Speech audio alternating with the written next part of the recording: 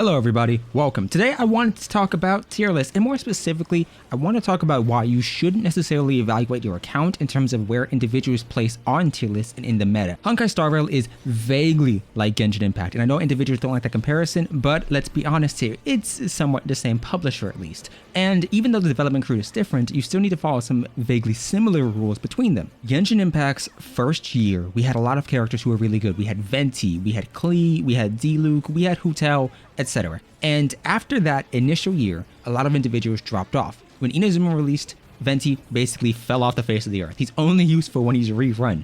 And so I want individuals to be careful with who they're looking at and who they're building and investing into, because a lot of individuals, especially each of these new limited banner characters, are going to be touted as being amazing, but let's be honest here, a lot of them may fall off. Jing Yuan was great, up until he wasn't, and that wasn't very long. I'm an individual with Jing Yuan. Do I use him? No! If I'm comparing this, my Jing Yuan is here without his signature light cone, but I've had him much longer than I've had Blade, even though my Blade stats are better, especially once you consider he gets 16% crit rates. I had Jing Yuan for a longer period of time, and I did not use him. Because yes, Memory of Chaos favored him, but a lot of times Memory of Chaos has always favored the consistent damage dealers. Sealy.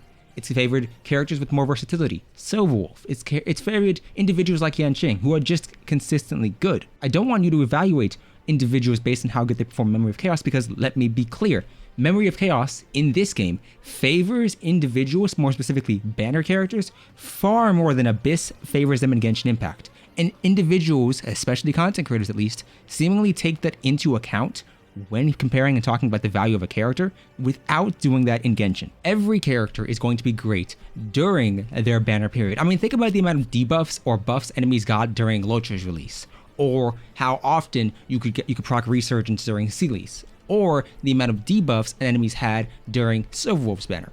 Every character is great during their banner. Follow-up attacks were emphasized during Blade's release.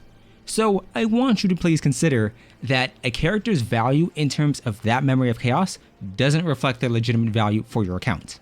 Blade was amazing, but after this, next Memory of Chaos and the one after that, that really determines how valuable a unit is, whether or not they drop off the face of the earth in terms of how many individuals use them, or whether or not they're really, really good. People view Honkai Star Rail and people evaluate it differently, and I'm going to use my teams here as an example. In Honkai Star Rail, because you have the paths, Hunt, Destruction, Nihility, Preservation, the same thing goes about here, Harmony and Abundance, you have each of these paths that essentially designate what your role is. If I'm looking at my Bailu has no real way to buff my units. Even if I'm giving her the speed set, it has no real way to buff my units. My Tingyun has speed set. This buffs them, but this doesn't buff their damage.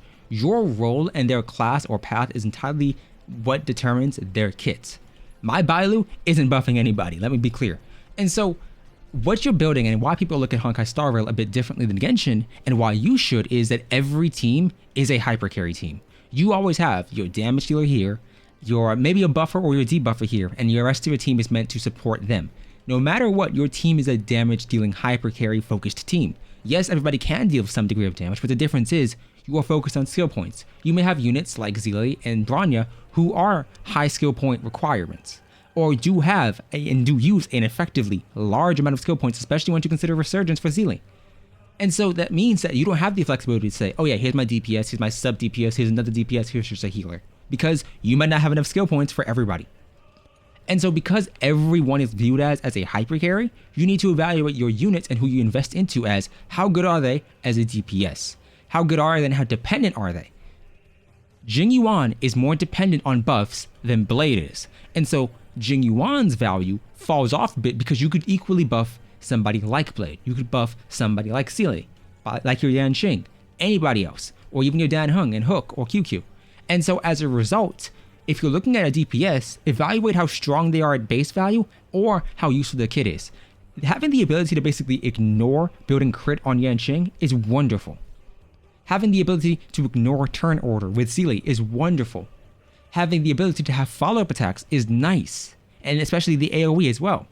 So what you need to look at is, when looking at a support more specifically, how many skill points do they use? Are they using up a lot or are they using up very little? And are they buffing you? Are they debuffing, or do they have healing? Healers are always useful, but let me be clear here, you don't need that many of them unless they provide some unique utility. I like Bailu's Revive a lot, so she's useful to me. If I'm looking at a unit's buffing potential, then you need to consider, okay, are they debuffing the defense shred? Are they reducing a specific weakness, like ice weakness here? Do they have another potential with their light cone? Do they buff your crit rate and crit damage? What are they providing you? Because let me be clear here, there are a lot of units, and you could invest equally into almost all of them. Ignore Bronya, I just got her, so she's not leveled. I think people need to consider and take a step back from the meta. Yes, that first year, and this is the first year of Honkai Star Rail, a lot of characters are going to seem great. The second year is what shows us who really survives long term, and then that third year, which is where Genshin is at, determines the vague timeline meta will follow. Are they focusing on reactions in Genshin? Whereas here, what are they focusing on? Is it hypercarry? Are we going to get a bunch of debuffers? Is damage over time going to be the new meta? What is it? I think individuals like Silverwolf have a bit more longevity. If Silverwolf did not have the weakness add, she would not be as used as she is now, and she would not nearly be as good.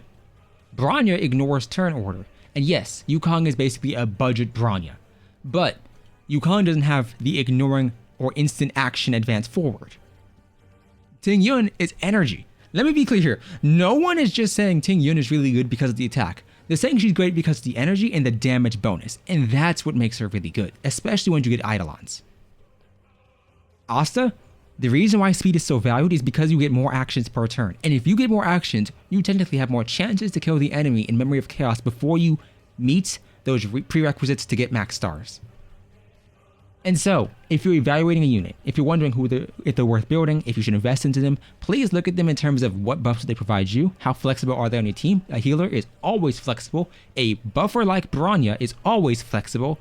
Let's hypothetically. Hypothetically, if Ting Yun buffed max HP only and on attack, she would not nearly be as good. But a damage percent buff means that her ult at least benefits everybody. But Bronya is better. Crit damage and crit rate, that's always useful. So looking at supports, how much can they offer you and how versatile do you see them being for every unit, even ones that don't scale with attack? For healers, they're just good no matter what. Preservation, the same thing. If you're looking at preservation, damage ignoring is better than damage mitigation. You would rather have a character who stops you from taking any damage at all than somebody who just lessens the amount you receive. Because if you are running a preservation unit, you likely don't want to run a healer. And if you can not take damage, you're better off. And then finally, for damage dealers, your Yanqings, your Sealy, your Claras, your Blades, your Kafkas realistically, just look at how versatile are they and how dependent are they on other units. If your Blade was dependent on your Bronya, he's bad. If you're looking at Yanqing, he's dependent on being a shield, so he's not nearly as versatile as Sealy. But tell me your thoughts down below. How do you think the meta will shape long term? Who are you looking at building and who are you currently built up with? I need to invest a bit more into everybody because I hyper-focused on my main damage dealers and my Silverwolf. Either way, if you enjoyed, subscribe, I'll see you next time, and goodbye.